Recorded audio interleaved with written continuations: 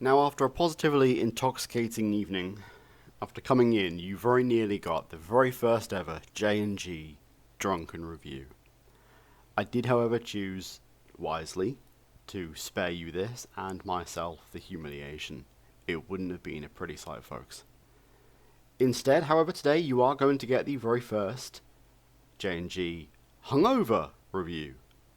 So bear with me.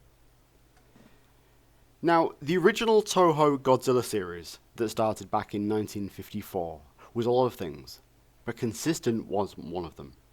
From a rampaging antagonist to defender of the earth to family-friendly movie icon, Godzilla and his movies really shifted tone dramatically. After several very tame, cutesy movies in a row, beginning with Son of Godzilla from 1967, suddenly, here they did a U-turn and hit us with the darkest entry yet. But did this change of tone make for a kaiju good time? Or another baby Godzilla? By this point, Godzilla had become a straight-up good guy, who would rise from the ocean whenever a monster attacked mainland Japan. This is the formula here as well, and we see Hedorah, a monster born of climate change and man-made waste, appear. At first, he's a weak foe, but as the movie progresses, he grows stronger and becomes quite the issue for our titular giant lizard protagonist. One of the first things that struck me, as mentioned, was how dark it all is. Hedorah has a flight form which he uses to pepper areas with his toxic materials. These burn people horrifically, and too much exposure will literally tear people down to their skeleton. For 1971, this was fairly dark for a movie outside of the horror genre. For a Godzilla film, it was unheard of. We'd never seen people die in these films before. It was always just implied by the buildings being torn down during the big monster battles.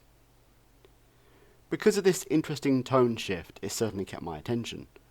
But it didn't entirely sit right with me either. How could it go so swiftly from All Monsters Attack, 1969, which was a literal kids film, to this?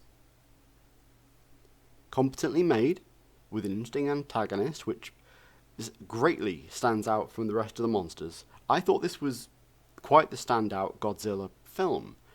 But sadly, it does suffer from many of the usual flaws. It also adds new problems, such as I'm placing my hand across my face when I say this, but Godzilla's sudden ability to fly. To my knowledge, this is the only time he ever actually did it, and I'm not joking. Godzilla basically jumps, goes into a loose fetal position, and rockets himself around via his radioactive breath. It has to be seen to be believed, and rips you straight out of the shock of all this darkness with such a silly visual. Regardless, this is a watchable addition to the franchise. But if you like the lightweight, hokey, silly, over-the-top action, this might be a bit much for you.